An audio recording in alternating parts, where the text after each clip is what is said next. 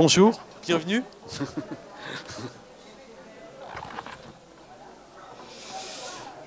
On va fermer la porte peut-être.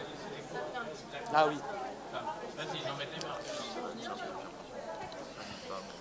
Bien. Bien. Merci de participer à cet atelier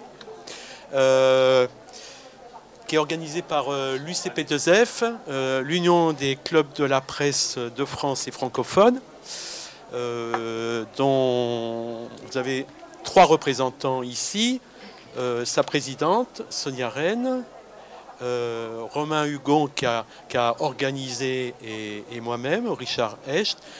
Et chaque année, nous proposons des idées pour présenter les activités des clubs de la presse des régions. Voilà. Et ce sujet, aujourd'hui, traite directement de l'implication des journalistes dans les régions autour d'un sujet, d'un thème qui est journalisme et politique à travers les régions. Je vais d'abord passer la parole à Sonia Rennes, présidente de l'UCP2F. Merci. Alors bonjour et merci à tous d'être ici. Donc je suis super contente parce que on anime régulièrement des ateliers aux assises et chaque fois c'est chouette. Je veux juste repasser contextualiser l'atelier. Le premier club de la presse a été créé en 1971 à Rennes en Bretagne. Et depuis, il y a une quarantaine de clubs qui sont nés, il en reste aujourd'hui une trentaine, qui sont dans plein de pays. La majorité sont en France, mais il y en a dans plein de pays francophones. Ils ont des statuts, des dimensions, des modes de fonctionnement qui sont très différents et qui sont variés et qui en général collent assez bien au territoire, sont un vrai reflet de l'écosystème médiatique d'un territoire. C'est-à-dire que des fois, il y a un club de la presse sur une ville, sur un département, sur une région. Et ça a une cohérence avec le territoire. Donc, je veux vous dire, journalistes ou étudiants, adhérés au club de la presse. L'UCP2F, donc l'association que je représente aujourd'hui, elle existe depuis 1979 et elle permet à tous les clubs dans les pays francophones d'être solidaires les uns des autres et de mutualiser des outils, de faire un travail ensemble, puisqu'il y a des clubs qui ont beaucoup de moyens, qui ont des locaux, qui ont des salariés. Il y a des clubs qui n'ont pas de moyens. Et l'UCP2F leur permet de mutualiser le travail qu'ils font ensemble. Ça permet aussi d'être visible et d'être représenté, quels que soient les clubs, sur des opérations comme celle d'aujourd'hui. Mais aussi auprès des partenaires sociaux. Chaque fois qu'on on s'est beaucoup mobilisé contre la loi de sécurité globale, par exemple. On siège au CDJM. Et ça permet de représenter les clubs dans ces instances. Je suis super contente que tous les ans on organise un débat ici. Je suis super contente de rien avoir à faire, si ce n'est que de dire à Romain et à Richard, allez-y, et chaque fois ils font un truc trop bien. Moi j'ai juste à venir ici et dire bonjour. Je vais remercier les invités d'avoir accepté de participer. Et ce qui me plaît dans cet atelier chaque fois, c'est que ça permet de mettre en valeur, comme les clubs de la presse le font d'ailleurs sur le territoire, ça permet de mettre en valeur l'activité des journalistes, l'activité des médias sur tous les territoires, en France ou ailleurs d'ailleurs, et de démontrer que les journalistes et les médias sont créatifs, inventifs et intelligents, et pas uniquement à Paris. C'est-à-dire qu'ils existent ailleurs, sur tout le territoire, et ils sont d'abord un maillon important de la démocratie, mais surtout ils ont des idées super intelligentes et super intéressantes, et donc je suis très contente que vous soyez venus nous les faire partager. Merci Sonia. Journalisme et politique et public font pas toujours bon ménage. Il y a des tensions entre les journalistes et les politiques. Il y a des attentes qui sont comblées ou pas comblées par les médias à des moments hautement stratégiques que sont les élections politiques. On a connu un début de campagne plutôt atone, plutôt mou, avec des candidats déclarés très tôt. Je pense notamment à Jean-Luc Mélenchon. Et il y a eu une accélération, il y a eu une prise en compte de sujets importants sur le tard.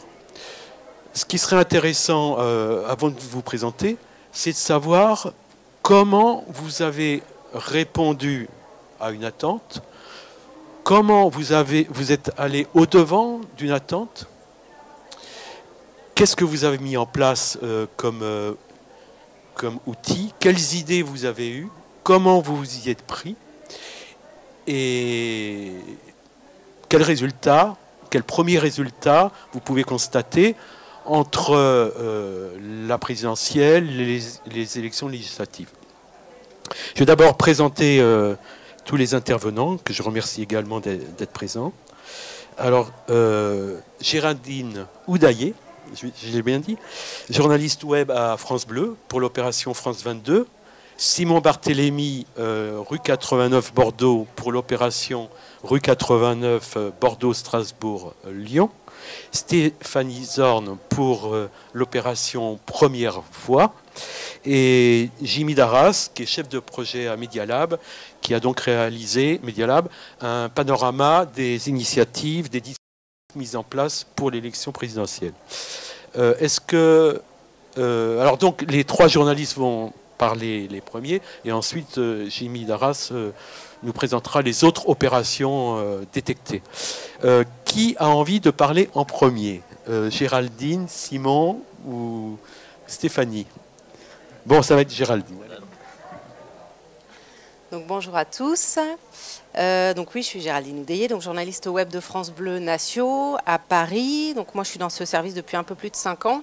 L'opération qu'on a menée cette année, Ma France 2022, a donné lieu à l'agenda citoyen. Donc vous voyez un petit extrait à l'écran.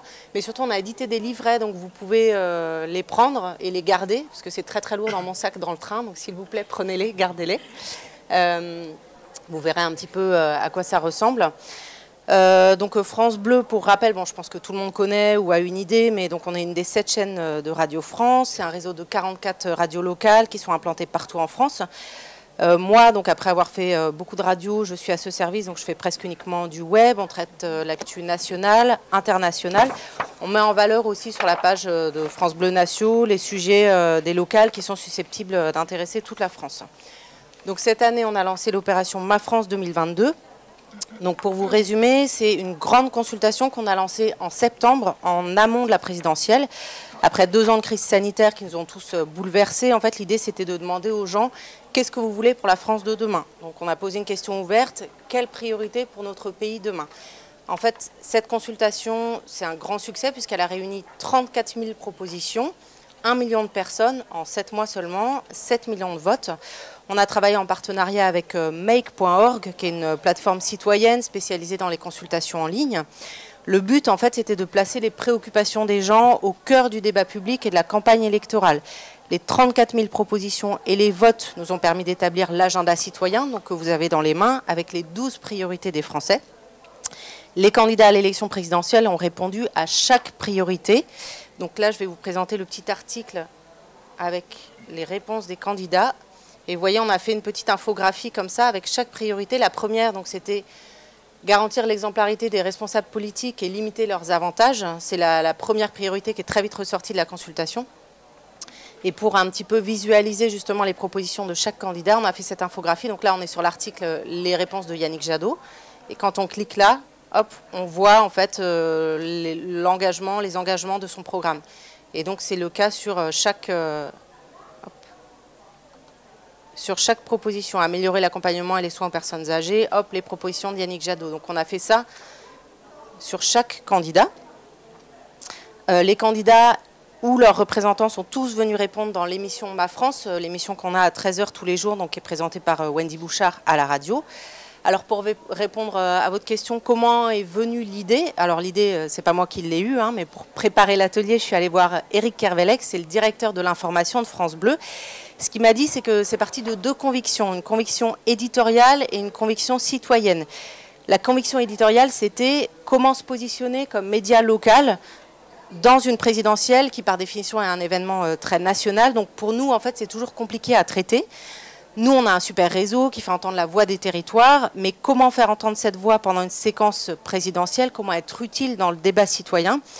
L'idée, c'était aussi d'avoir une offre claire et identifiée pour France Bleu, pour se différencier des autres médias. Et puis, il y a la prise de conscience aussi, en amont, de la crise de confiance des citoyens, on en parlait tout à l'heure, envers les médias, même les médias locaux. C'est-à-dire qu'il y a quelques années, les gens avaient plutôt de la défiance envers la télé, les médias nationaux, Paris, comme on disait tout à l'heure. Nous, on a vécu ces dernières années à France Bleu des agressions de nos journalistes pendant les manifs des Gilets jaunes, pendant les manifs des anti-vax. Là, pendant le deuxième tour de la présidentielle, on a une de nos journalistes de France Bleu Creuse qui s'est fait agresser sur le terrain, en fait, alors qu'elle couvrait l'élection présidentielle. Donc là arrive la conviction citoyenne. Dans ce moment de crise, il faut être acteur, ne pas subir et participer à la nécessité de forger des liens entre nos publics et ceux qui les représentent. D'où l'idée de cette consultation citoyenne, qui est quelque chose qui remonte du terrain, alors que d'habitude, on est plutôt sur des choses qui descendent. L'idée, c'est de dire, c'est vous qui portez les sujets qui vous intéressent, et nous, on portera votre voix. Cette idée, c'est également d'obéir non pas à l'agenda médiatique ou à l'agenda politique, mais de faire votre propre agenda. Par exemple, donc moi, je faisais une chronique toutes les semaines dans l'émission de Ma France de Wendy Bouchard sur des thèmes en fait, de la consultation. Le premier invité qu'on a eu toute fin août, c'était Olivier Véran, donc le ministre de la Santé. Il était venu donc, pour parler de l'allocation de la rentrée scolaire. Vous savez, chaque année, en septembre, il y a cette polémique. L'allocation de la rentrée scolaire, ça sert à acheter des écrans plats, etc. Donc il était venu dans l'émission pour répondre à ça, entre autres. Moi, j'ai fait ma chronique en fait, sur la santé. Et ce que j'ai vu tout de suite ressortir, c'est la question des déserts médicaux. En fait. Il y avait la question du budget pour l'hôpital, notamment après le coronavirus. Mais donc nous, notre public, France Bleu, c'est des gens qui sont dans tous les territoires. Et c'est vrai que les déserts médicaux, c'est quelque chose qu'on a vu émerger il y a plusieurs années, nous déjà à France Bleu, qui concerne énormément de gens. Et donc moi, j'ai pu l'interroger sur cette question-là, lui poser une question, alors qu'il ne s'y attendait pas du tout. Donc c'est un peu justement sortir de l'agenda que les politiques ont établi. L'idée, c'est aussi de faire du journalisme de solution un petit peu plus positif, justement. Alors, quelle a été l'organisation? Donc, on a travaillé avec une plateforme qui s'appelle make.org, comme je vous disais tout à l'heure, plateforme citoyenne, donc spécialisée des consultations en ligne. En fait, on s'est adressé à eux parce que c'est des spécialistes, ils savent traiter des milliers de données, de propositions. Ils ont aussi des systèmes pour éviter les trolls, pour éviter qu'il y ait 300 propositions qui émanent des soutiens de Nicolas Dupont-Aignan, qui pourraient du coup fausser la consultation. Pour également ne pas faire apparaître, je ne sais pas, pour la France de demain, il faut guillotiner Emmanuel Macron. Évidemment que cette proposition-là, on ne va pas la faire apparaître dans la consultation. Donc eux, ils savent faire ça. Et donc pour mobiliser les gens, en fait, on a utilisé plusieurs choses. En bas de chaque article sur le site internet de France Bleu, on avait un module, un widget. Donc c'est comme une espèce de phrase à trous, ça commençait par « il faut » et vous remplissez le petit champ avec ce que vous voulez. Par exemple, il faut uniquement des chaises en bois recyclé dans toutes les salles de conférence de France, etc. Donc vous mettez ce que vous voulez. Donc il y avait ça qui nous servait à engranger en fait les propositions des gens. Il y avait l'émission de radio, donc Ma France, tous les midis à 13h. Et tous les vendredis, c'était Ma France politique avec un invité politique. Donc là, on a reçu tous les représentants des candidats. Moi, je faisais une chronique chaque vendredi dans cette émission sur un thème en particulier, donc le logement, l'école, la sécurité, le pouvoir d'achat, etc. J'ai aussi fait quelques points d'étape en fait pour voir un petit peu ce qui ressortait de la consultation. On a aussi eu donc les stations locales qui se sont appropriées la consultation. France Bleu Alsace notamment qui a été très mobilisée, qui a fait des matinales thématiques avec des invités. France Bleu Mayenne également qui a fait des émissions de débat, ça s'appelait Place de la République. On a fait également des vidéos pour incarner les propositions, en fait, pour que les gens puissent voir qui fait les propositions, quelles sont ces propositions. Alors, je vais vous en montrer une, par exemple. Donc là, on a Anne-Marie. Ah bah voilà, erreur inattendue, c'est bien, ça commence bien. Alors, attendez. Hop, ça marchait tout à l'heure, donc je pense que ça va... Oui. Une petite... Ouais, je veux... Merci. Alors, attendez.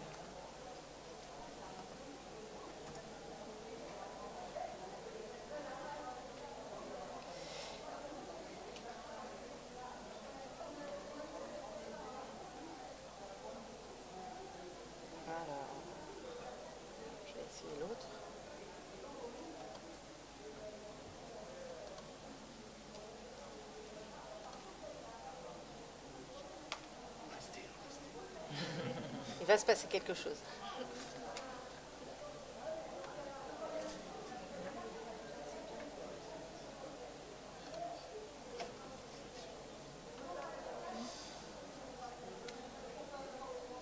Je vais pas vous garder 5 minutes à attendre la proposition.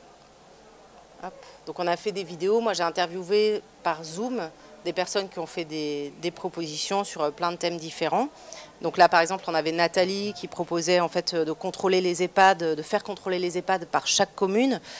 On avait également Anne-Marie par exemple qui proposait un congé paternité obligatoire de 6 mois pour plus d'égalité hommes-femmes. Ou Anthony, il faut plafonner les rémunérations des politiques et interdire le pantouflage. Donc ça correspond quand même à la proposition qui est arrivée très très en tête de la consultation qu'on a vu émerger très très vite. Donc avec toutes ces propositions, les 34 000 propositions, on a édité donc l'agenda citoyen que vous avez sous les yeux. Les candidats à la présidentielle sont venus répondre à chaque priorité également dans l'émission. Donc c'est vraiment quelque chose aussi où il y a une réponse concrète en face des politiques. Les résultats, donc un succès en termes de chiffres, parce que 1 million de participants uniques, 34 000 propositions, 7 millions de votes. Le succès, donc je vous le disais, c'est aussi les politiques qu'on a fait venir. Macron est venu 3 fois, Marine Le Pen est venue entre les 2 tours, Mélenchon est venu 2 ou 3 fois également. Et donc chacun est venu répondre point par point, en fait, aux priorités des gens. C'est pour ça que c'est aussi un succès pour les citoyens, parce que les politiques sont venus répondre à leurs priorités. Chez nous, en fait, à France Bleu, on n'a pas des politiques qui sont face à des spécialistes ou face à des pros du fact-checking, etc. Nous, notre force, c'est la voix des territoires et donc ils sont venus répondre vraiment aux priorités des personnes. Et ce qui est vraiment important, c'est que les gens ont vu que leur voix compte et qu'il y avait une réponse face à leurs priorités à eux. Alors la suite, donc on a certaines radios locales qui se sont inspirées de cet esprit de la consultation, alors pas avec la même ampleur ou le même dispositif. Mais on a par exemple France Bleu Paris là, qui lance une consultation qui s'appelle Notre PSG sur quel avenir voulez-vous pour le PSG. Donc ça a fait des petits un petit peu. Ce ne sera pas la même ampleur, mais voilà, c'est vraiment intéressant. Et au niveau national, nous, on a cherché en fait à se resservir de cette consultation pour les élections législatives. On n'a pas encore trouvé de réponse, de manière de s'en servir concrètement, parce que les législatives, pour le coup, c'est un peu plus local. Mais je pense qu'il y a encore des radios locales de France Bleu qui vont s'en servir pour faire des débats, puisqu'elles peuvent se servir d'une priorité pour faire une matinale thématique avec un invité, des auditeurs qui appellent, etc. Donc c'est vraiment, nous, voilà, c'est quelque chose qu'on a beaucoup aimé faire et qu'on a vraiment apprécié et qui fait des petits, comme je vous disais tout à l'heure. Le timing est très bien respecté. Oui. On va continuer dans l'ordre. Simon Barthélémy, rue 89 Bordeaux. J'allais dire le petit pousset de l'étape, mais je ne vais pas utiliser ce type de formule. Rue 89, c'est donc Bordeaux, Lyon, Strasbourg. Comment vous avez mis en place votre initiative? Est-ce que un matin tu t'es réveillé en te disant tiens j'ai une superbe idée, je vais en parler aux autres, ou est-ce que c'est le fruit d'un mûrissement, d'une vérification des attentes que vous aviez pu constater? Alors ni l'un ni l'autre. Déjà peut-être pour restituer, expliquer un peu notre micro réseau de trois rédactions qui sont indépendantes l'une des autres et indépendantes de l'édition nationale rue 89. Nous on existe depuis 10 ans à Bordeaux, bientôt 10 ans, et 8 ans à Bordeaux, excusez-moi, je m'emballe. C'est Lyon qui vient de fêter ses 10 ans et Strasbourg qui va les fêter d'un moment à l'autre. On a tous démarré un peu dans les mêmes circonstances. On est des petites équipes de journalistes locaux dupliquer au niveau local la ligne éditoriale et la façon très novatrice à l'époque de rue 89 qui quand on démarre donc tous est encore un média indépendant. Donc pour rappeler très rapidement, j'imagine que parmi vous êtes plus ou moins informés de ça, un média créé par des anciens de Libération, qui est un des tout premiers pure players français, et qui démarre à peu près en même temps que Mediapart, mais avec un modèle économique radicalement différent, puisque Mediapart part d'emblée sur un modèle payant, pour les abonnés, et Rue 89 croyait un peu à l'utopie de la gratuité sur Internet, et croyait aussi à d'autres utopies qui allaient avec l'explosion du web à cette époque-là, qui était l'accès de tous à l'information, et la participation du public aussi à l'information. Faut se rappeler qu'en 2015, c'est l'époque préhistorique par rapport aux réseaux sociaux. Il n'y a pas du tout de Facebook, de Twitter, d'Instagram, etc., à ce moment-là. Et qu'une des idées de départ de Rue 89, c'est, le slogan de départ initial, c'est l'info à 3 voix, c'est-à-dire à la fois du journalisme fait par des professionnels, des blogs ouverts à des experts ou des passionnés sur tous les sujets possibles et imaginables, et des témoignages que pouvaient communiquer à la rédaction, qui ensuite les vérifiait, tout lecteur, internaute, etc. Donc ça, c'est l'esprit initial. Puis Rue 89 a été racheté par l'Obs, a fini par devenir un simple onglet de l'Obs, puis l'Obs a été racheté, englobé dans Le Monde. Et voilà, j'en parle parce que pour nous, ça n'a pas été sans poser quelques petits problèmes de compréhension au départ, quand on s'est créé dans ces 3 grandes villes où on a été considérés comme des bureaux locaux d'un média national très important, et avec les reins très très solides, ce qui n'était pas notre cas, et on a tous dû ferrailler pour exister et pour être toujours là aujourd'hui. Et aujourd'hui, on est, je parle pour les 3 locales, mais évidemment je connais un peu mieux notre cas personnel, on est à peu près on est à l'équilibre, pas à peu près, on est à l'équilibre, même si on doit faire des efforts ici ou là pour continuer à exister. Mais voilà, on est assez fiers de ça. Et pour répondre j'arrive à ta question, comment l'idée est venue de travailler ensemble. Déjà, donc on est tous indépendants, mais on avait décidé dès le départ de mutualiser pas mal de choses. Notamment le site internet, on avait repris l'architecture du site de Rue 89, mais tous les développements, et on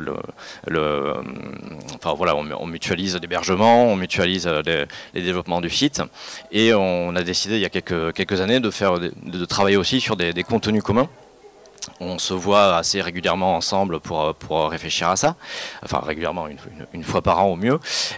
Et on avait démarré au moment des municipales, où on a fait des articles ensemble, des articles thématiques sur les grands sujets qui pouvaient émerger au moment des municipales, donc qui étaient les transports, les déchets, la problématique un peu récurrente dans toutes les grandes villes, le débat entre la densité, la nécessité de construire du logement et du logement abordable pour pouvoir héberger les familles, et puis les problèmes d'artificialisation des sols, d'explosion urbaine, etc. Donc on a fait des papiers communs à ce moment-là, et l'année dernière, donc on s'est retrouvé à une cousinade à l'occasion du festival de l'information locale, organisé par nos amis de West Media Lab, que nous saluons au passage. Et donc lors de cette cousinade, on s'est dit comment on continue à travailler à l'occasion des présidentielles, et comment on essaye d'articuler ce souci qu'on a, de faire à la fois plutôt de l'information de fond, plutôt de l'enquête ou du grand reportage, parce qu'on n'a pas beaucoup de moyens, donc quand on choisit de traiter un sujet plutôt qu'un autre, on essaye de le faire un peu à fond. Et comment articuler ça avec une problématique un peu difficile toujours pour les médias locaux, qui est le traitement d'une élection nationale, avec pas mal de choses qui nous dépassent. Donc lors de cette cousinade, a émergé l'idée. On était aussi à un moment où il y avait pas mal de personnalités que je citerai pas, et qui commençaient à faire campagne. On ne savait pas très bien si elles étaient candidates ou pas, mais elles avaient leur rond de serviette sur tous les plateaux des chaînes d'infos en continu. Et comment on fait pour sortir à la fois de cette culture du clash, souvent de l'invective, qui est favorisée parce que c'est ça qui fait le buzz, c'est ça qui fait du clic derrière, etc. Comment sortir de ça, tout en essayant de traiter quand même localement de sujets qui peuvent intéresser nos lecteurs ou nos auditeurs, puisque l'idée a apparu assez rapidement de faire une série de podcasts autour de grandes thématiques qui pensions-nous, allaient être largement traités lors de la campagne présidentielle. Et comment le faire aussi en essayant de donner la voix des gens qu'on n'entend pas ou qu'on n'entend pas trop, c'est-à-dire on a essayé de faire se rencontrer, de faire des débats enregistrés pendant 1 heure, dont on gardait à l'arrivée 20 minutes, entre voilà, des personnes qui n'étaient pas forcément ni des élus locaux, ni des responsables d'entreprises ou syndicalistes, etc. Enfin, en tout cas, on essayait d'aller chercher à chaque fois des personnalités qui n'étaient pas forcément le plus en vue médiatiquement.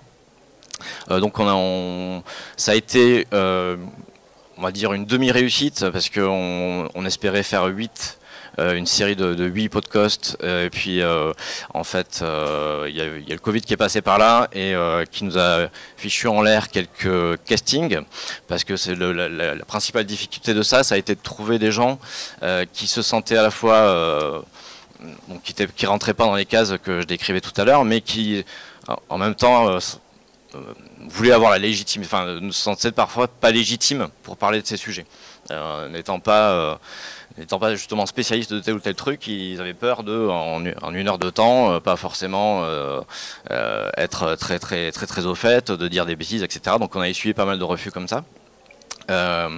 Et voilà, donc entre tout, on a fait un peu moins de podcasts que ce qu'on espérait, mais on est arrivé à un résultat assez chouette, hein, avec quand même des rencontres et l'idée à chaque fois que le journaliste n'oriente pas trop la discussion, laisse au maximum le temps que la conversation s'installe entre les interlocuteurs, et voilà, que ça fasse tenter de faire émerger des choses qu'on voit un peu moins dans du débat traditionnel ou très aiguillé. Ça, c'est voilà, l'initiative qu'on a faite le plus récemment. Après, on agit aussi à d'autres niveaux sur ce qui est la participation politique au sens large. Je vais juste donner 2 exemples pour pas être trop long. Un exemple qui a été développé par Rue 89 Strasbourg, qui s'appelle Quartier Connecté, qui est l'idée de faire des conférences de rédaction participatives dans des quartiers populaires à Strasbourg, justement pour encourager tout habitant qui souhaite de proposer des sujets, parce qu'il a l'impression qu'ils ne sont pas forcément relayés par la presse. La presse quotidienne régionale un peu plus installée, parce qu'ils n'ont pas aussi forcément les contacts ou les connaissances pour savoir comment faire pousser leur sujet. Donc l'initiative de Strasbourg l'a permis comme ça de faire émerger des sujets très riches qui ont été traités par des journalistes de Rue 89 Strasbourg, mais avec une grande transparence sur pourquoi on a choisi tel ou tel sujet, pourquoi on n'a pas pris tel autre, pourquoi une fois qu'on a ce sujet, il a été traité sous tel angle et pas sous tel autre pour des raisons pratiques ou autres. Et donc nous on va dupliquer à Bordeaux, enfin ça a été dupliqué déjà à Lyon, et nous on va dupliquer prochainement cette initiative aussi dans pour le coup c'est pas des quartiers à Bordeaux, c'est plutôt des communes un peu périphériques de la ville qui ont les mêmes problématiques en tout cas. Et puis dernier point sur aussi la volonté de relayer des engagements forts localement. Nous, à Bordeaux, on est partenaire de la programmation Bienvenue. Bienvenue, c'est un collectif de citoyens et d'associations qui a décidé chaque année de faire un genre de festival. Enfin, ils ne l'appellent pas comme ça parce que c'est pas que festif, culturel, etc. Il y a aussi des débats sur l'accueil des réfugiés. Et tous les bénéfices, alors c'est les artistes et compagnie travaillent bénévolement pour cette initiative. Tous les fonds vont à l'association SOS Méditerranée. Et cette année, Bienvenue, dont on est partenaire, alors qu'on relaye selon les années, on organise des débats avec eux.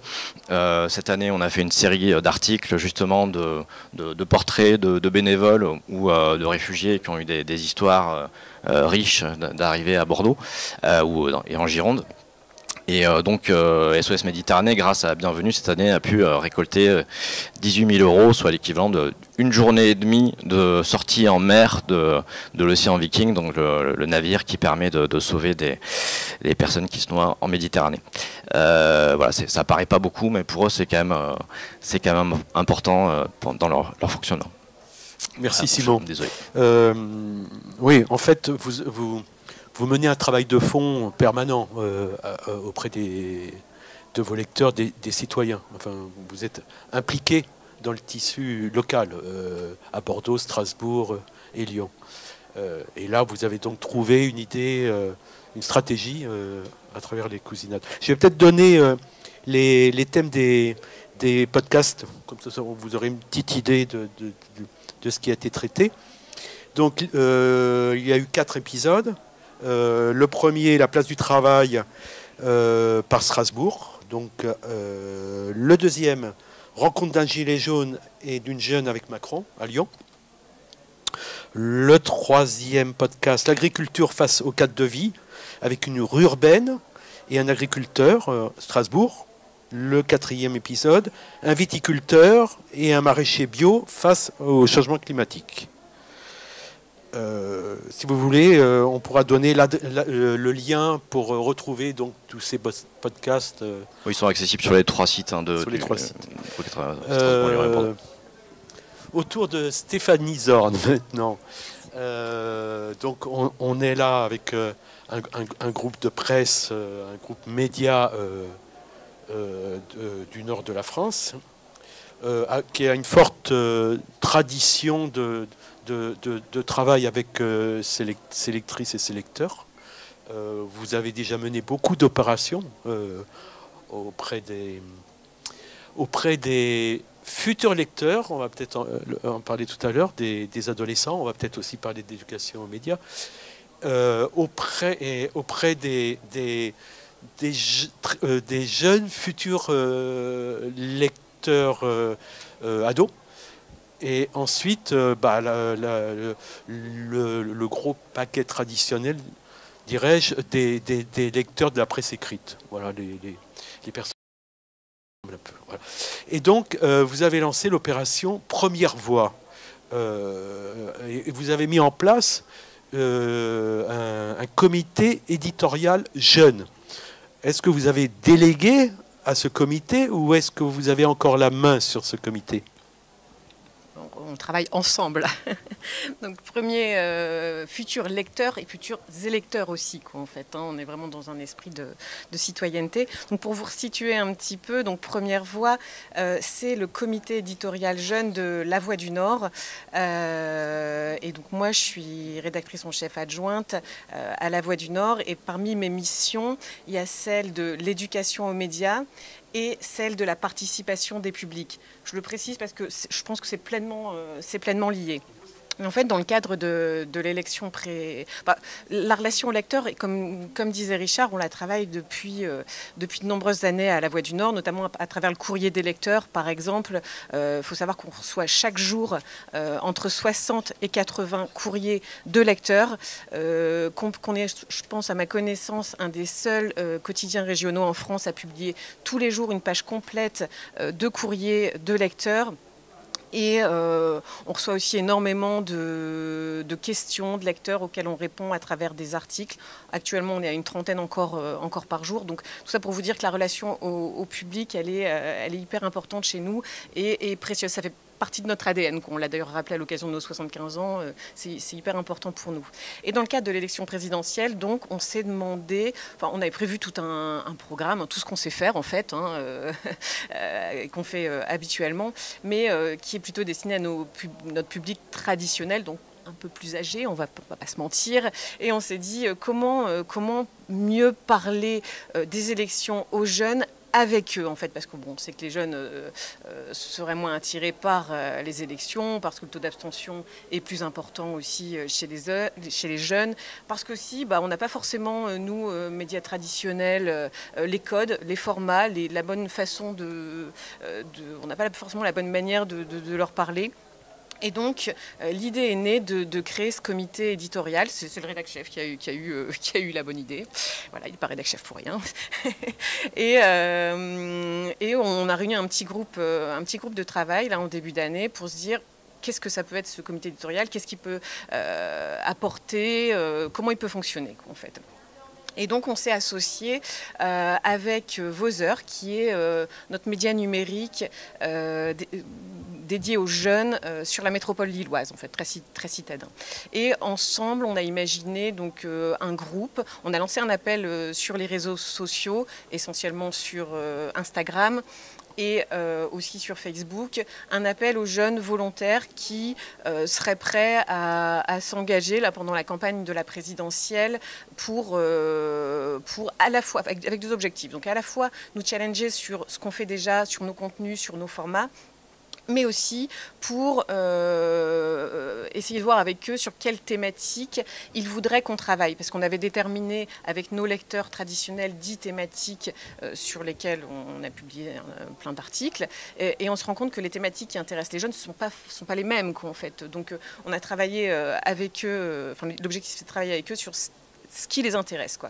On les a d'abord réunis au siège du journal, une vingtaine de jeunes avec des profils très différents, un lycéen, des étudiants bien sûr, mais aussi des jeunes qui travaillent, un jeune avocat comme un jeune qui travaille dans une collectivité, un jeune à la recherche d'emploi, répartis sur notre territoire, c'est-à-dire le Nord et le Pas-de-Calais, à la fois des citadins ou venus du monde rural, et des problématiques forcément différentes.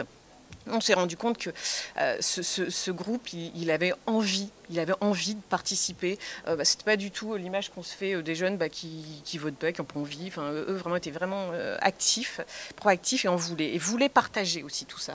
Donc c'était hyper intéressant. Et tout de suite, ils nous ont challengés en nous disant mais c'est bien, vous faites tout ça. Déjà, on le savait pas, quoi.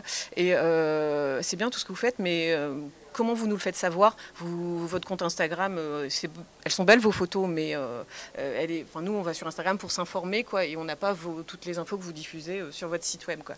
Donc on a revu avec eux notre site Instagram, avec la création de carousels, des reels, sur des formats qu'on ne faisait pas, et on a essayé de s'adapter à leur code. C'était un peu bouleversant tout ça, mais hyper challengeant et très motivant pour les journalistes de notre service interactivité, donc qui ont géré ce groupe. Donc comment ils ont géré ce groupe?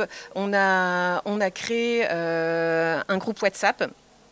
Au-delà de la rencontre qu'on a eue avec eux, on a créé un groupe WhatsApp qu'on entretenait chaque semaine, soit en leur postant des formats qu'on crée afin qu'ils nous donnent leur avis, mais aussi en leur lançant plusieurs thématiques qui les intéressent, avec des débats. On s'est rendu compte que le format débat les intéressait aussi énormément, sur des propositions de candidats, sur des différents candidats. On les a aussi invité à participer au Face aux lecteurs avec les candidats à la présidentielle qu'on a organisé. Lors de chacun d'eux, 2 jeunes du comité éditorial étaient invités à venir poser leurs questions aux candidats à la présidentielle, ce qui les a vraiment intéressés, quoi, et ils se sont rendus compte du travail du journaliste, mais aussi du lien que pouvaient avoir, donc à la fois avec nous, mais avec les candidats aussi. Et donc ce groupe WhatsApp a été super actif en fait pendant toute la campagne de la présidentielle. Et résultat, lors de la soirée du premier tour, du deuxième tour, ils nous ont aussi raconté leur journée, leur vote en format vidéo. Ils nous ont envoyé des vidéos, ce qui fait qu'on a publié tout ça sur les réseaux sociaux. Ça a plutôt bien fonctionné. Et on est hyper contents tous de cette expérience. Alors, est-ce que j'enchaîne direct sur les législatives? Ouais. Donc, au départ, ce groupe est né que pour la présidentielle, mais étant donné le succès un peu qu'il a eu, on a demandé aux jeunes s'ils étaient prêts à... Enfin non, on leur a même pas demandé, c'est eux qui nous ont proposé de poursuivre l'aventure pour les élections législatives. Et on les a tous interrogés et à l'unanimité, ils ont souhaité poursuivre. Alors sachant que les législatives, c'est ce que disait Géraldine tout à l'heure, hein, c'est une élection complètement différente puisque à l'échelle de circonscription, on en a 33 nous dans le Nord, ils peuvent pas interroger tous les candidats, c'est juste impossible, hein. Et donc là, pour l'instant, on travaille avec eux sur des questions d'ordre général, sur le fonctionnement, l'organisation de cette élection, de l'Assemblée, le travail du député, beaucoup de vidéos pédagogiques un petit peu, et avec des formats de vidéos animées concrets avec eux. Et là, on est en train de voir dans un second temps, lorsque tous les candidats seront déclarés le 20 mai, pour qu'ils puissent quand même interroger les candidats de leur circonscription avec leurs questions. Alors, est-ce qu'on va se concentrer sur 2-3 circonscriptions ou est-ce que, comme ils sont une vingtaine, est-ce qu'on va prendre chacun bossera sur sa circonscription? On est encore en train de travailler là-dessus. Mais pour répondre à ta question, Richard, non, il ne travaille pas tout seul. Et nous, de notre côté, non, c'est vraiment un travail commun pour avancer ensemble qui, pour l'instant, fonctionne très bien. Voilà. Bon, merci beaucoup. On va passer à Jimmy Darras, que je remercie au passage parce qu'il nous a bien aidé à avoir une vision des initiatives sur différents supports. Donc un panorama très diversifié avec beaucoup d'initiatives. Si l'on se réfère à 2017, comment peut-on mesurer les initiatives? Est-ce qu'elles sont vraiment très nouvelles ou est-ce qu'elles reprennent des schémas classiques? Alors pour moi ça va être un peu compliqué de comparer avec 2017 puisque c'est vrai que j'étais pas encore en poste à West Media Lab, donc j'ai pas ce regard forcément sur ces élections là, mais je vais pouvoir peut-être comparer aussi avec des choses qui ont été renouvelées, d'opérations qui avaient été lancées notamment après la crise sanitaire et qui ont été réutilisées à l'occasion de ces élections. Peut-être avant de parler un petit peu de ce panorama qu'on a fait sur les médias locaux, je vais peut-être présenter aussi un petit peu West Media Lab, ce qu'on fait, parce qu'on a un peu moins de notoriété aussi que les médias présents ici, et c'est normal. Nous, donc West Media Lab, on est une association qui compte une 60aine d'adhérents, en fait, donc principalement des médias locaux, des collectivités locales, des acteurs académiques et aussi des startups. Et donc on se définit aujourd'hui comme un laboratoire des médias de proximité. Alors comment ça prend forme, cette question de laboratoire des médias de proximité? On a, on va dire, 5 champs d'action principaux. Une partie, c'est donc une action de formation, puisqu'on forme donc les journalistes et les communicants, on les accompagne en tout cas dans leur transition numérique, écologique ou même économique à travers des formations. Ensuite, le deuxième axe d'action qu'on a, ce sont des hackathons qu'on organise entre les médias et des étudiants issus de différents secteurs, donc le design, l'informatique et le journalisme. Donc ça, c'est des ateliers qu'on organise depuis 2014 qui permettent de mêler un peu les différentes compétences et de faire sortir à chaque fois des projets un peu innovants pour les médias qui y participent. Troisième action qu'on a également, c'est un incubateur de médias donc qui a été actif entre 2018 et 2020. C'était le premier incubateur de médias en région qui a été lancé, qui a permis d'accompagner 15 porteurs de projets. Et voilà, on travaille aujourd'hui au montage d'un nouveau dispositif qui sera plutôt centré sur les médias de proximité. Quatrième champ d'action qu'on a, c'est un temps fort, et c'est ce qui nous rapproche un petit peu aussi de cette table ronde, c'est le festival de l'info locale que l'on organise chaque année. Donc c'est le premier événement professionnel en France dédié aux professionnels des médias locaux, des médias de proximité. Donc là, ça va être la 4e édition qui va se dérouler du 21 au 23 septembre 2022.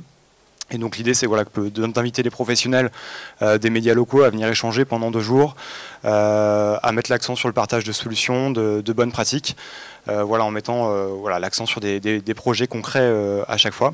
Et donc on aborde toutes les thématiques de développement importantes pour les médias locaux, que ce soit sur le côté éditorial, le côté économique, mais aussi sur ce que je disais tout à l'heure aussi sur les transitions qu'ils peuvent avoir à faire, notamment les transitions écologiques, etc.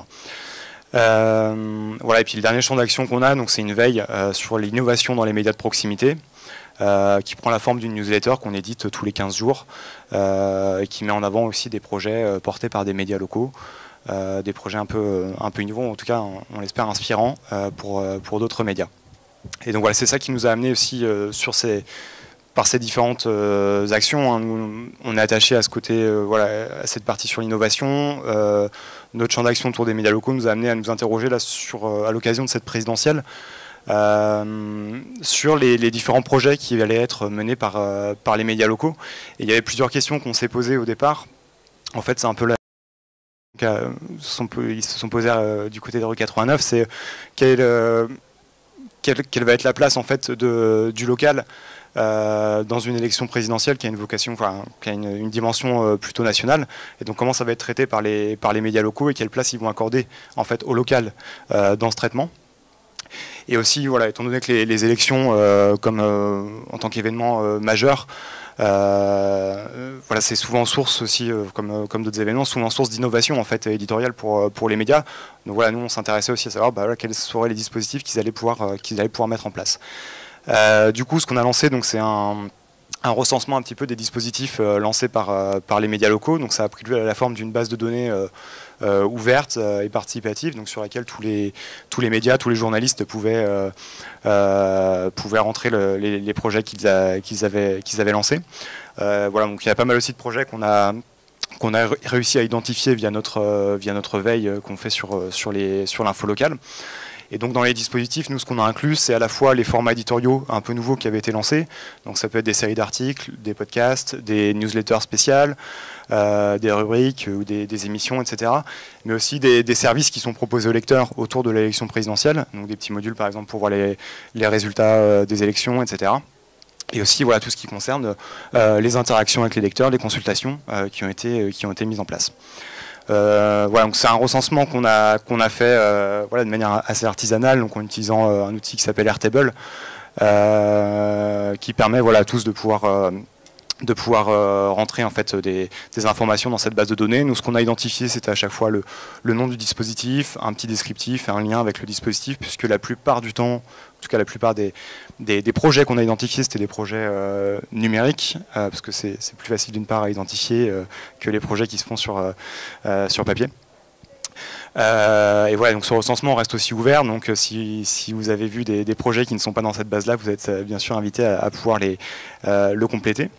Ce qui nous a permis en tout cas nous d'identifier une centaine de projets au total, portés par, j'avais compté à peu près 37 médias ou 37 groupes de médias. C'est-à-dire qu'il y a des dispositifs qui ont été mis en place à l'échelle d'un groupe de médias. Donc je pense par exemple à Publi Hebdo. On n'a pas dit, voilà, on n'a pas listé tous les médias de Publi Hebdo qui ont participé à ce projet, mais voilà, c'est identifié sous la forme du média. Donc 37 médias, une centaine de projets. À l'intérieur de ces projets-là, on en a identifié une vingtaine qui touchent vraiment à l'interaction avec les lecteurs, donc ce qui est quand même finalement assez conséquent. Voilà, à noter aussi sur ces projets qu'on a identifiés, c'est qu'une grande majorité provient quand même de la presse quotidienne régionale. Ce qui est assez logique, puisque d'une part, c'est eux qui ont peut-être le plus de moyens, le plus d'effectifs pour se permettre de lancer des nouveaux projets. Et notamment des dispositifs un peu spécifiques. Et d'autre part aussi, c'est aussi dans leur ADN aussi de couvrir l'actualité nationale, puisque ça fait partie aussi de leur... en tout cas de leur ligne éditoriale, ils vont couvrir aussi en partie l'actualité nationale, ce qui n'est pas forcément le cas de tous les médias locaux, notamment les pure players ou les revues un peu plus locales qui ne vont pas forcément n'ont pas vocation à couvrir l'actualité nationale. Voilà, donc parmi ces dispositifs liés à l'interaction, on les a catégorisés un peu en quatre typologies un peu différentes. Premier lieu, il y a eu un peu les espaces de discussion, de consultation qui ont été mis en place, donc dans lesquels on intègre par exemple le Ma France 2022, mais c'est aussi des outils de consultation qui ont été mis en place dans pas mal de sites de PQR. Ce sont des petits modules du type moi président, moi présidente, moi candidat, etc. dans lesquels les lecteurs étaient invités à venir faire leurs propositions également pour la France, avec selon les titres de presse étaient plus ou moins éditorialisés sur la façon dont les lecteurs pouvaient participer. Et voilà, et là c'est vrai qu'il y avait un outil qui se démarque, qui a été développé par une start-up et qui est utilisé par pas mal de titres de PQR aujourd'hui, et qui propose de faire des débats comme ça sur lesquels les lecteurs peuvent réagir sur les propositions, voter pour les propositions qui les intéressent, etc. Et ce qui est intéressant au-delà de cette consultation qui permet de sonder un petit peu le pouls aussi à l'échelle d'un territoire, c'est aussi, ça a permis aussi aux rédactions de développer des nouveaux angles, de venir nourrir un peu certains sujets, voire d'en faire émerger des nouveaux. Donc ça, c'était aussi intéressant. Et voilà, il y a aussi certains médias qui l'ont fait, je pense à Nice Matin, de manière un peu plus sans passer par ces outils, mais simplement avec des questionnaires, des formulaires. Donc là, c'était un Google Form, par exemple, qu'ils ont mis sur leur site internet et qui permettait de recueillir les propositions directement des lecteurs. Et puis ils en ont fait un article ensuite un peu résumé sur ces... sur ces différents formats. Je vais accélérer pour la fin. Voilà. La deuxième catégorie, un petit peu pour aller un peu plus vite, ce sont tous les dispositifs qu'on a qui permettaient d'aller à la rencontre des publics. Non, c'est bon. Ok. De délocaliser un peu la rédaction. Donc, par exemple, des équipes de France 3 Bretagne et France Bleu qui ont utilisé Ma France 2022 pour aller sillonner un peu le territoire avec un bus. Donc, c'était France 3 notamment, et puis de créer des débats en fait sur le territoire. Là-dedans, j'inclus aussi un petit peu ce que vous avez fait à E89, en allant créer des débats avec du public sur des formats un peu différents. Il y a également Mars Actu, donc qui est un pure player basé à Marseille, d'investigation, qui a créé aussi un format un petit peu similaire à celui des E89, mais sur un format écrit, mais qui faisait débattre aussi le public sur des sujets de campagne. Voilà la troisième catégorie qu'on a un peu identifiée pour ranger un petit peu ces différentes formes d'interaction, ce sont les formats face au lecteur, en fait, les façons de faire interagir les lecteurs avec les candidats. Donc ça, c'est quelque chose qui est assez classique finalement dans la presse quotidienne, mais qui a été qu'on trouve notamment dans la PQR, qui a été pas mal fait par beaucoup de titres.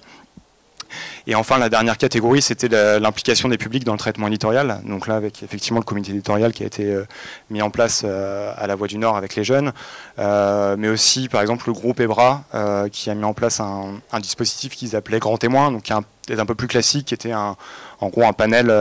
Ils ont établi en fait au mois de novembre un panel de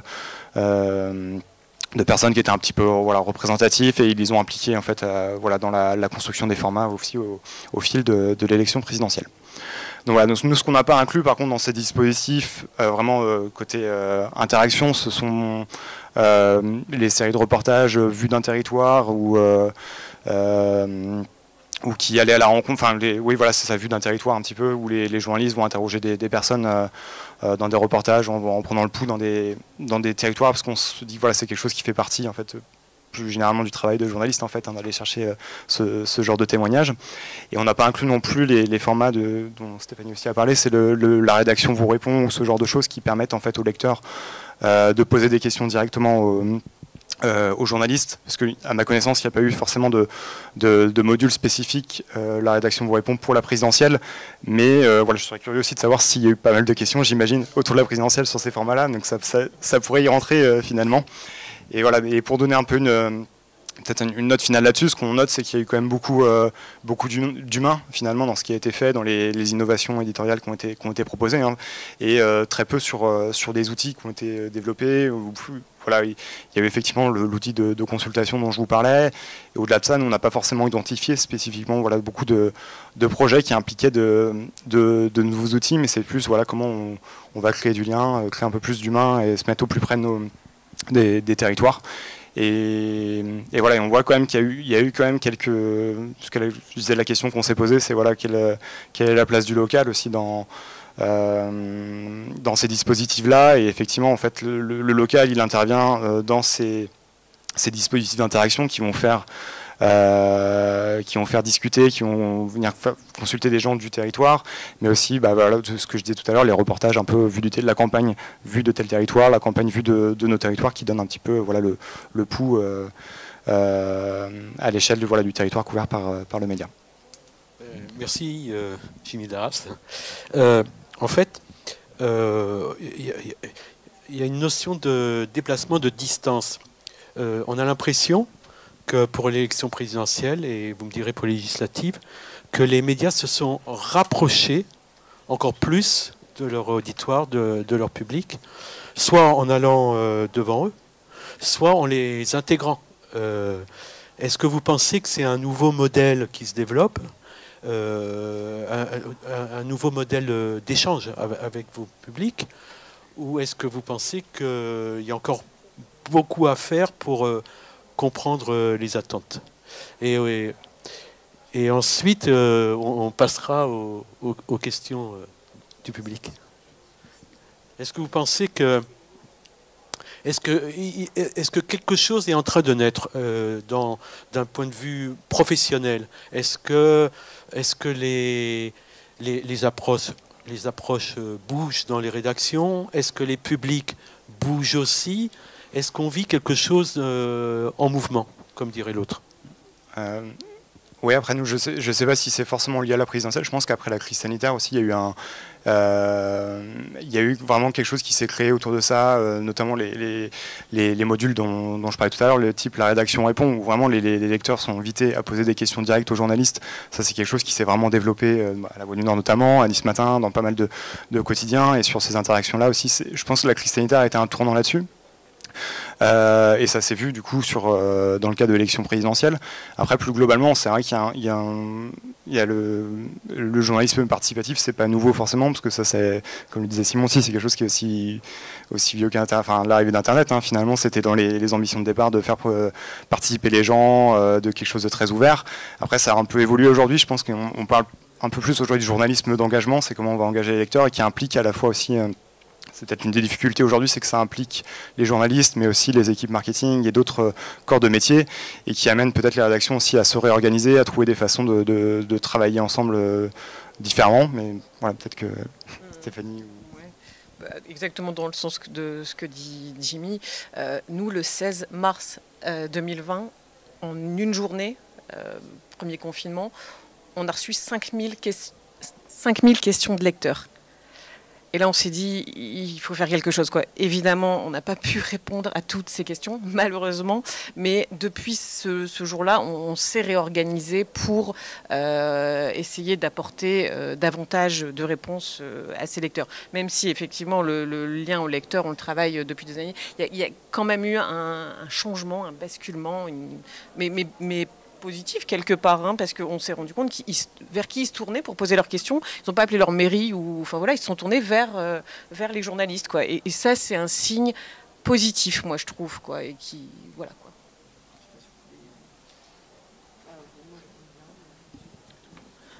Bonjour, merci pour ces interventions. Ma question, c'est par rapport au sujet qui interpelle en fait les lecteurs.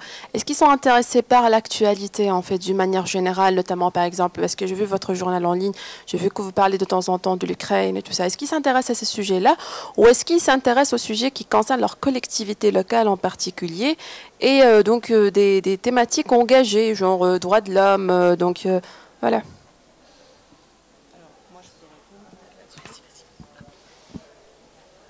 Bonjour, alors nous à France Bleu, donc faut mettre c'est ça. Nous à France Bleu, donc comme on a des rédactions locales, 4 rédactions locales dans toute la France, les gens s'intéressent beaucoup à ce qui se passe chez eux.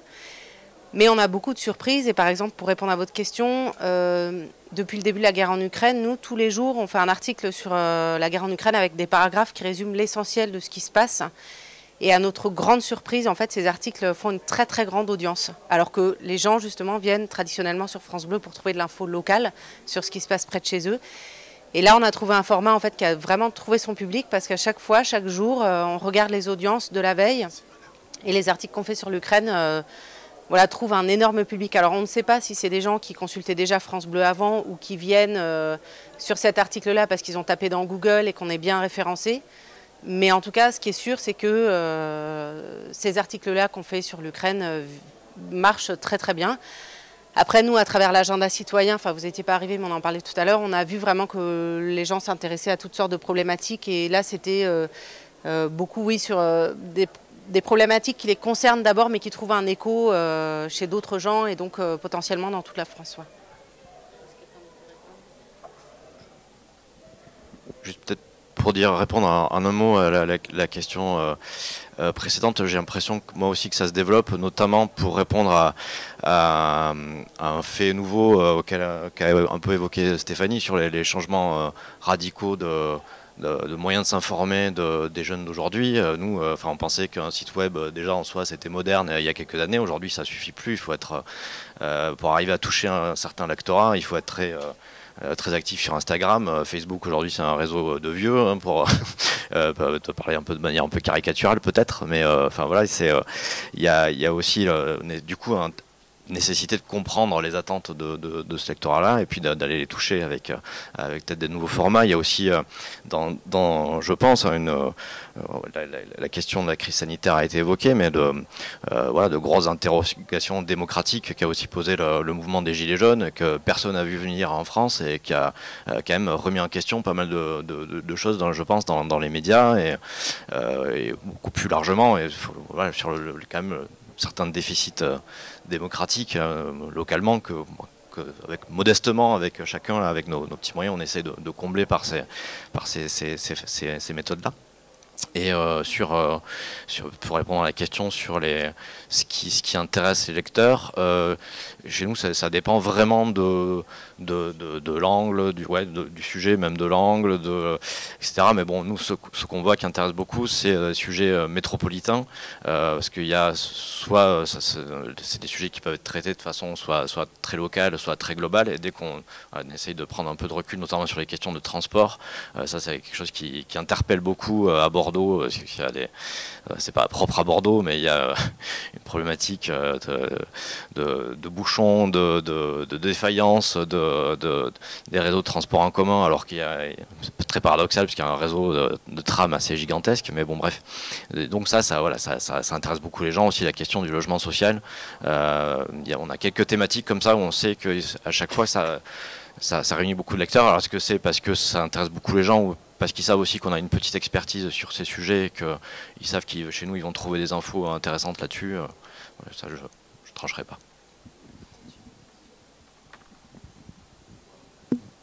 Oui, et je m'adresse au deuxième panéliste, c'est-à-dire vous. Vous avez dit tout à l'heure qu'il fallait mutualiser. Koné Ibrahim, je suis de Côte d'Ivoire. Je suis médiateur de l'information et des programmes de la radiodiffusion télévision ivoirienne.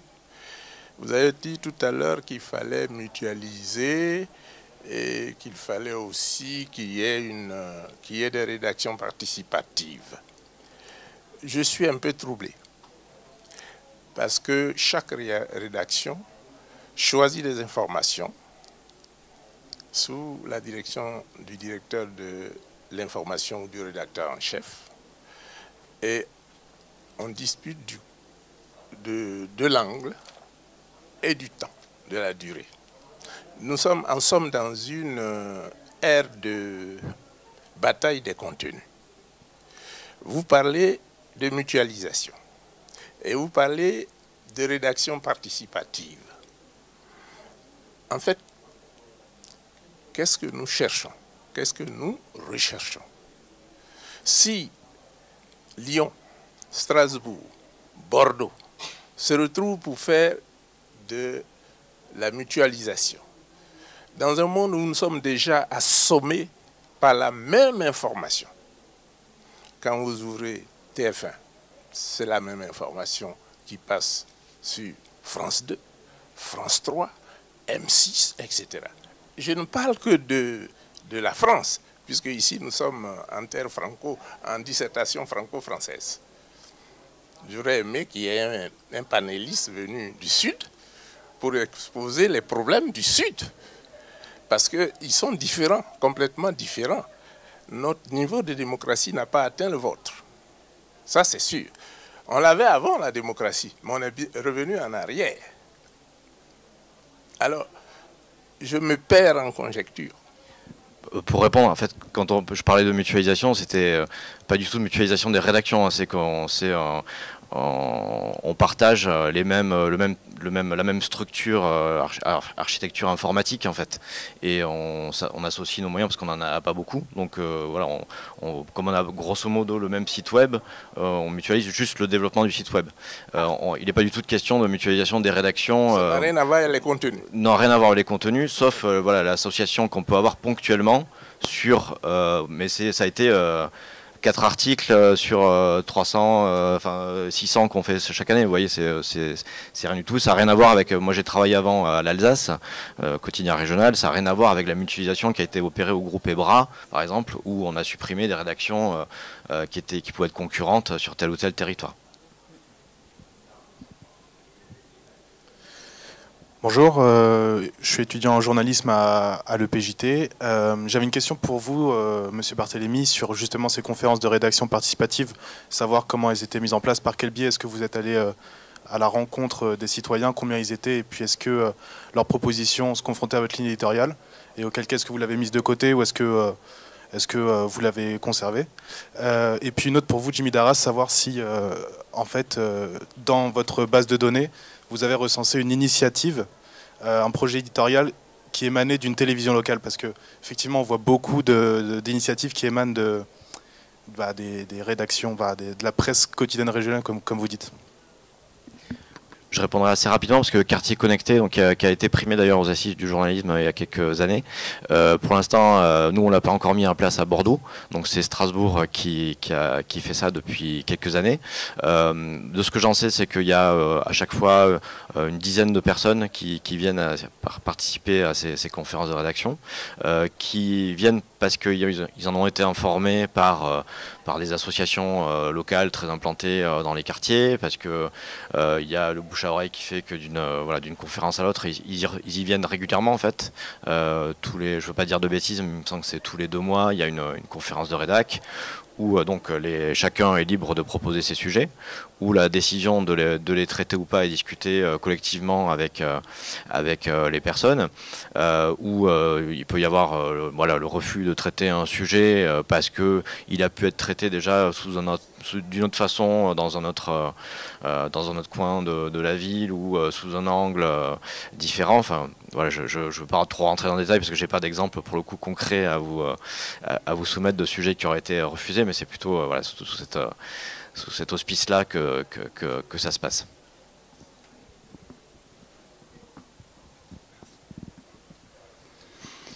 Alors sur la question des télés locales, on a identifié, oui, il y a des dispositifs qui prennent plus la forme du coup d'émissions spéciales en fait qui ont été mises en place. Je pense à TBO, TB Sud qui ont organisé des débats aussi un peu délocalisés aussi dans certains endroits des villes, des émissions spéciales aussi du côté de TVRN. France 3 aussi qui était impliqué dans Ma France 2022. Voilà, mais après c'est vrai que ça prend plus. On n'a pas forcément vu de dispositifs spécifiques sur le web, à ma connaissance, mais voilà, c'est pareil, nous on n'a pas forcément identifié tous les projets, donc c'est possible qu'il y en ait eu, mais qu'on les ait manqués aussi. Bonjour, moi je suis étudiant aussi en éco-journalisme à Lannion. J'avais une question sur la sociologie des publics en fait, parce que là on parle du lien avec le public, mais comment on peut faire pour avoir une représentativité des publics différents, parce que par exemple vous avez parlé beaucoup de la jeunesse, mais la jeunesse c'est des jeunesses en réalité, il y en a des différentes selon les territoires, selon les catégories sociales. Et par exemple Loïc Ballarini avait montré dans un écrit, c'est un chercheur qui avait montré que, je crois que c'était en Ouest France, ou en tout cas dans les types BQR, les CSP+, sont très très représentées, beaucoup plus que ce qu'elle représente en réalité sur le territoire, contrairement aux ouvriers ou d'autres catégories sociales. Comment est-ce qu'on fait en fait dans les médias pour au-delà d'avoir un lien avec un public, avoir un lien avec des publics qui ne soient pas ciblés, que par exemple il n'y ait pas que le Bondi Globe qui aille dans des banlieues et d'autres médias qui soient spécialisés? C'est une super bonne question et c'est très compliqué. Jamais on pourra représenter chaque individu, donc tout le monde. Enfin voilà, c'est là d'emblée, on a cette donnée. Là, ce que nous on a essayé de faire avec notre comité éditorial jeune, déjà, il fallait être volontaire. Donc tout le monde n'est pas volontaire, tout le monde n'a pas vu passer cet appel qu'on a lancé. Et notre idée, donc, c'était déjà d'avoir une diversité. Donc on parle vraiment de diversité géographique. Parce que les problématiques qu'on rencontre dans le centre-ville de Lille sont pas les mêmes que celles qu'on va rencontrer dans le Cambrésis, dans le fin fond du Cambrésis rural. Donc ça c'est un premier point.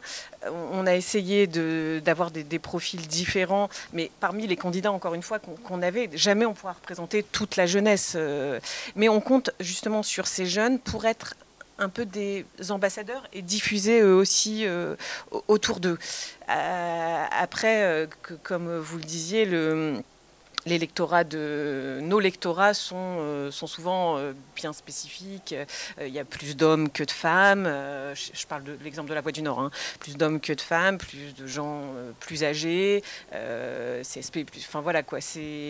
On compte sur nos lecteurs et en faisant davantage participer les publics pour que eux-mêmes aussi diffusent et peut-être alors évidemment à leur cercle premier qui leur ressemblera sans doute, mais qu'on espère élargir aussi. Mais c'est une vraie question à laquelle on n'a pas de réponse toute faite, à part d'essayer d'aller là où sont en l'occurrence les jeunes, c'est-à-dire nous on essaye de vraiment développer Instagram pour toucher un maximum de jeunes. Bonjour, alors nous c'est plutôt l'inverse. Nous, notre public, c'est un public populaire à France Bleu, c'est des gens qui sont vraiment dans les territoires, donc on a peu de CSP+, justement par rapport au reste de la population. Sur notre consultation, on a vu aussi à travers les priorités qui émergeaient que justement c'était notre public d'abord qui répondait. Make.org, donc la plateforme avec laquelle on a travaillé, nous a aussi alerté sur le fait qu'on avait une représentation de gens qui étaient, de citoyens qui étaient plus âgés que la moyenne de la population française. Et donc, eux, comme ils sont spécialistes des consultations, justement, à travers des campagnes, par exemple, sur Instagram, de sponsoring, etc., ils ont réussi un petit peu à rééquilibrer. Pareil, on avait beaucoup plus de gens dans les territoires, ce qu'on appelle la France périphérique, donc milieu rural, etc. Donc, ils ont un petit peu lancé des campagnes un peu ciblées vers notamment les jeunes pour rééquilibrer. Et au final, parce que 1 million de participants, il faut aussi que ce soit représentatif quand même quelque part. Donc, ils ont un peu réussi à rattraper un petit peu ces écarts-là. Une question toujours dans le prolongement, je pense, c'est comment est-ce que vous pouvez favoriser la relation entre vos différents publics, si je peux dire, dans la mesure où les outils mis en œuvre aujourd'hui, vous utilisez soit via des réseaux sociaux, soit des sites internet, soit pour l'organe de presse lui-même, télé, web, papier, mais finalement on a l'impression que vos initiatives se retrouvent sur tel ou tel outil médiatique. Et donc, du coup, je me pose la question de l'échange possible, de savoir que tous les publics aient connaissance. Par exemple, vous parliez des jeunes, ou comme ça, comment les autres peuvent avoir connaissance de ce travail-là, dans la mesure où, effectivement, il y a certains types de médias qui sont mis en œuvre.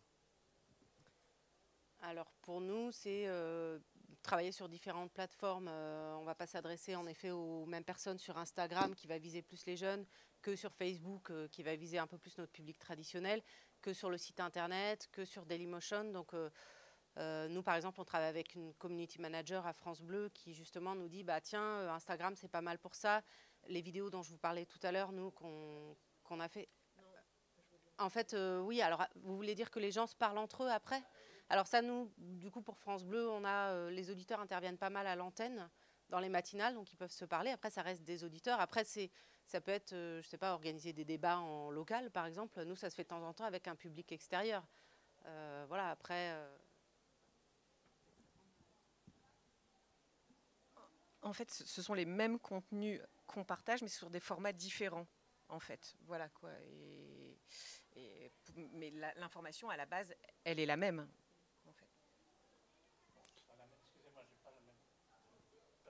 Je vois par exemple avec le groupe EBRA où je suis des choses, donc effectivement si je regarde, il y a une différence dans l'information fournie sur le papier ou sur le site internet ou via des réseaux.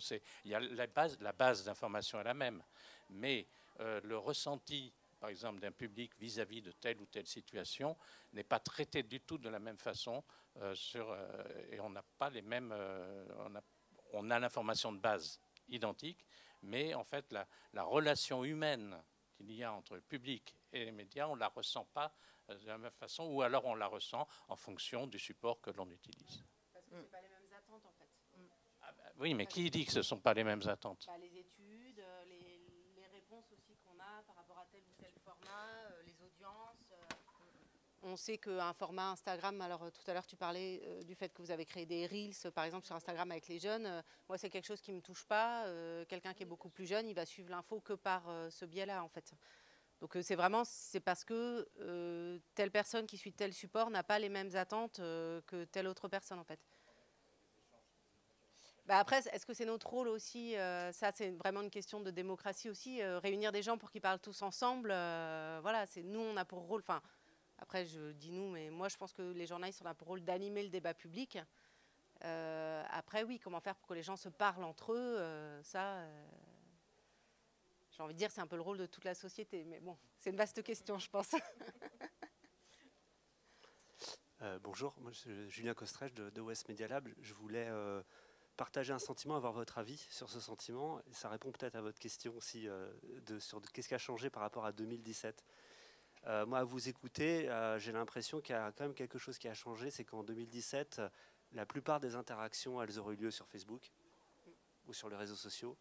Or là, je vois qu'il y a quand même une volonté d'avoir ses propres outils ou de passer par des outils tiers, type Logora ou Make.org. Peut-être parce qu'entre-temps, on s'est aperçu qu'il y avait un besoin de faire monter en gamme, en qualité aussi les échanges, et que les réseaux sociaux pouvaient porter en eux un certain nombre de problèmes sur des informations ou d'enfermement. Voilà, donc j'ai l'impression, moi, que ça c'est un vrai changement, et je voulais avoir votre avis là-dessus sur comment vous avez surtout utilisé en fait les réseaux sociaux en acquisition pour aller recruter vos ambassadeurs ou vos panels, etc. Mais j'ai l'impression moins sur l'interaction que ce qui était fait par le passé.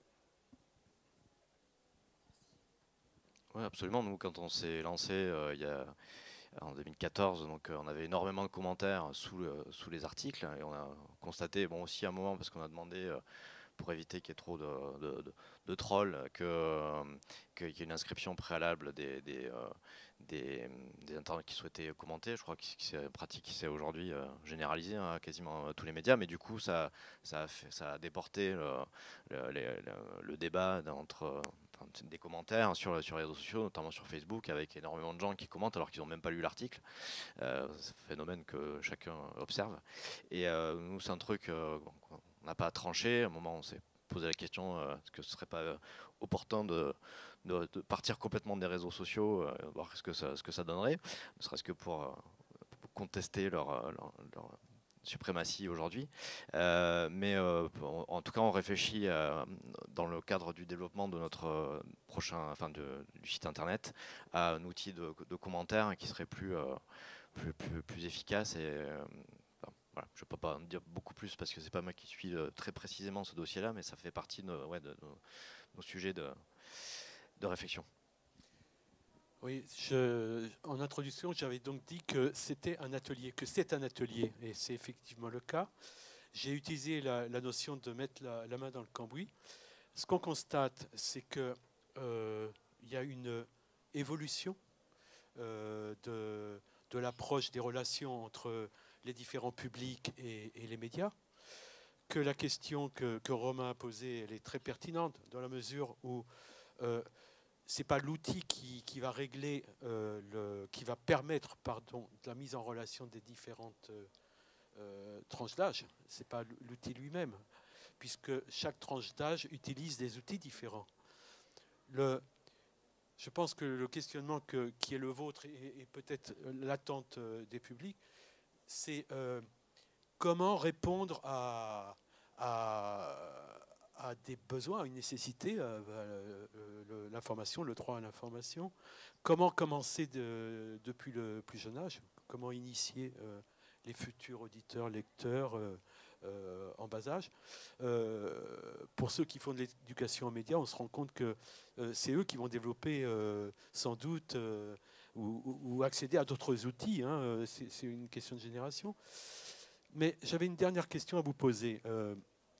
Est-ce que ce qui se passe pour l'élection présidentielle ou pour législative concernant le journalisme et politique, est-ce que vous pensez que vous allez réagir de la même façon sur des sujets qui concernent l'urbanisme, la santé?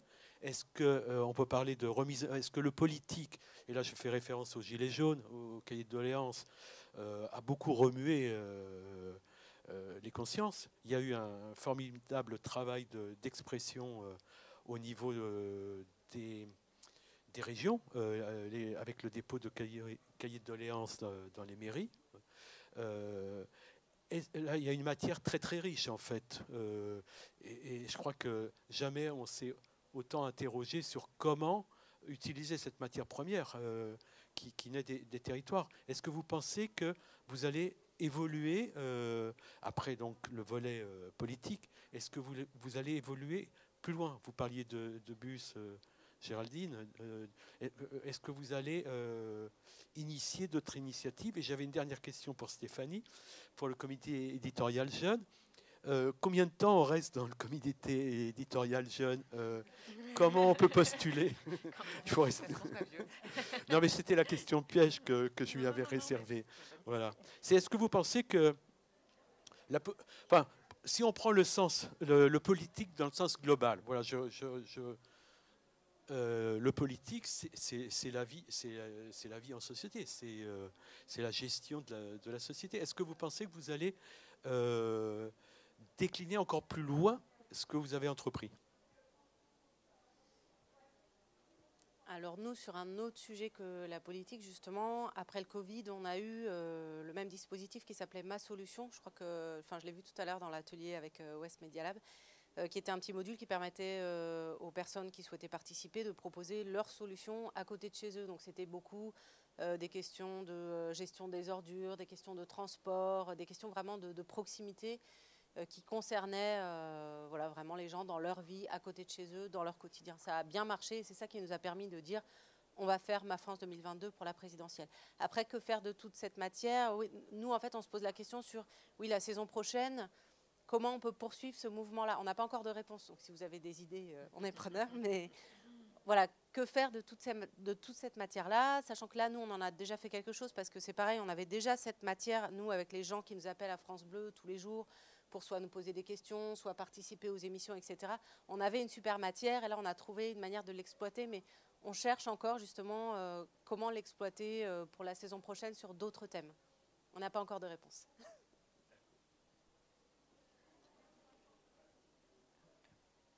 Alors, jusqu'à quel âge on est jeune?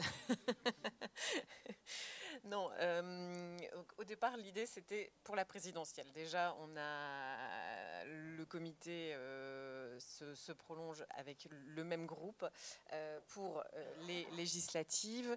Et effectivement, déjà, on pense à l'après. La politique, on peut en parler en termes de politique élue, élection, mais aussi au sens beaucoup plus large.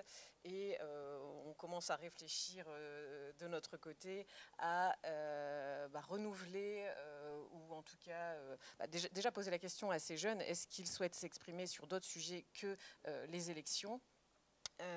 C'est pas sûr, parce qu'au départ ils étaient là pour ça, mais nous on a quand même déjà l'idée de proposer à d'autres jeunes sur d'autres thématiques qui peuvent être hyper variées, hein, et très, pourquoi pas, on l'a évoqué, hein, par local. Nous on a 20 éditions locales, des comités par édition locale. Enfin, c'est un vaste rêve, mais pourquoi pas, quoi, en fait. Pour l'instant, comme c'est encore assez nouveau, assez récent, on se laisse encore le temps de voir, mais on a plein d'idées, et si vous en avez, on est aussi preneur, quoi.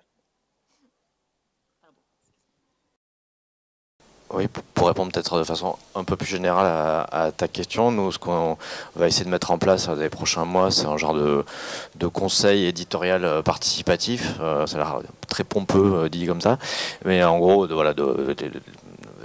avec un nombre restreint de lecteurs volontaires, de venir discuter avec nous. On essaie de ritualiser ça tous les 3 mois, que ça tourne, que ce ne soit pas forcément les mêmes lecteurs, mais pour qu'on entretienne en tout cas davantage une relation directe. Comme on est 3, on est souvent la tête dans le guidon, on ne prend pas forcément toujours suffisamment le temps d'aller discuter avec nos interlocuteurs, nos lecteurs, etc. sur comment ils réagissent par rapport à notre travail. Enfin, à part quand ils réagissent de manière spontanée parce qu'ils ne sont pas contents ou ils ne sont pas d'accord avec quelque chose qu'on a pu expliquer, ou même qu'ils nous félicitent, hein, ça peut arriver. Mais voilà, d'instaurer ça et d'avoir une petite visibilité.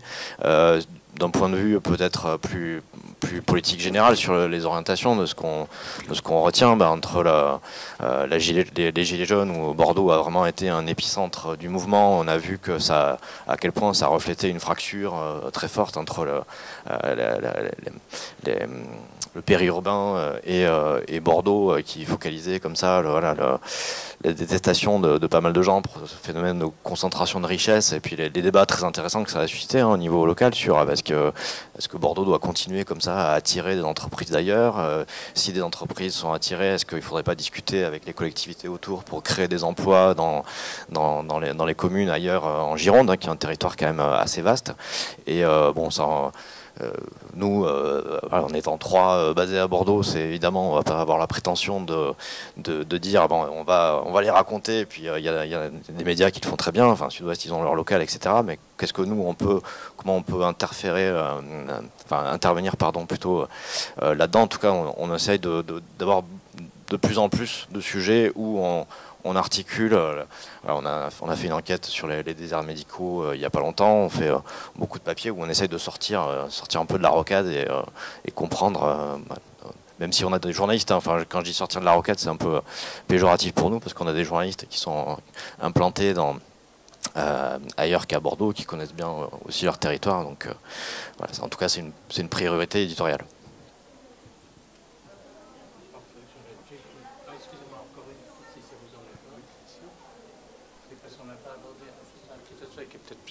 C'est par rapport à l'impact sur le travail des journalistes.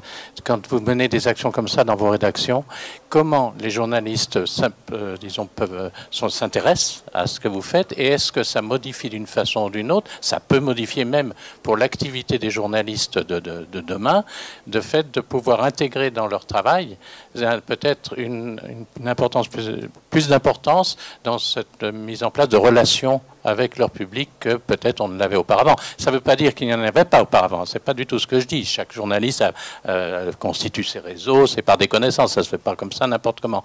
Mais le fait d'amplifier un petit peu les relations avec des publics peut peut-être permettre des ouvertures un peu différentes. Et est-ce que les journalistes sont prêts à cela? Voilà.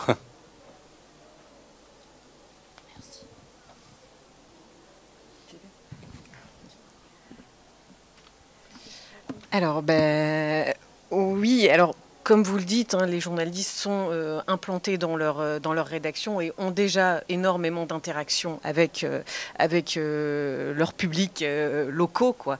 Mais ça me fait penser à l'éducation aux médias, en fait. Qui fait de l'éducation aux médias? Un peu tout le monde, un peu personne. Et au final, c'était un peu vague tout ça. Donc chez nous, c'est vraiment entrer. Le directeur de la rédaction, le rédacteur en chef ont vraiment insisté là-dessus auprès de chaque journaliste. Ça fait partie de nos missions aujourd'hui. Voilà. C'est peut-être au détriment d'autres choses, mais ça fait pleinement partie de nos missions. Voilà. Très bien. Écoutez, je vous remercie grandement pour la qualité de vos interventions, et je remercie la salle pour les très bonnes questions qui ont été posées. Bonne journée et attention au soleil. Merci.